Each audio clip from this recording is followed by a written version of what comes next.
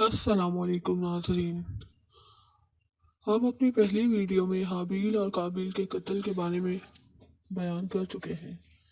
اب آج ہم بات کریں گے کہ قابیل نے کس طرح بھائی کو دفنایا۔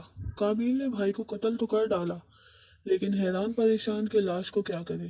لاش لیے لیے پھرتا تھا اور کچھ سمجھ میں نہ آتا تھا کہ کیا ترکیب کی جائے۔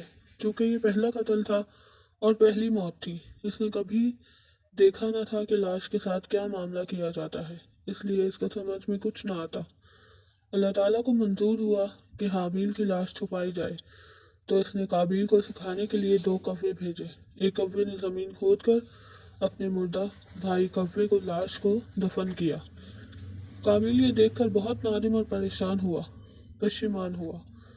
دل میں کہا کہ میں اس جانور سے بھی گیا گزرا ہوں، میں اتنا بے وقوف، ایسا انجان کہ مجھے کچھ نہ آیا اور اس کوے سے مجھے علم حاصل ہوا۔ قصہ مختصر: قابیل نے کوے کو دیکھا دیکھی اپنے مردہ بھائی کو دفن کیا۔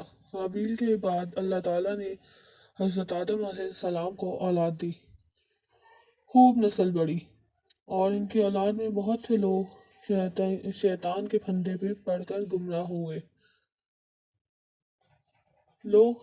اللہ تعالیٰ نے چاہا کہ آدم علیہ السلام کی اولاد گمراہی سے بچے، شیطان کے مرید نہ ہو، اچھے کام کرتے رہیں تاکہ جنت کے مستحق ہوں۔ اس لیے اللہ تعالیٰ نے انہی میں سے بعض کو چھانٹ لیا اور ان پر رسول بنا کر بھیجتا رہا۔ وہ رسول یکے بعد دیگرے آتے رہے اور اپنے بھائی بندوں اور اپنی قوم کو سمجھاتے رہے۔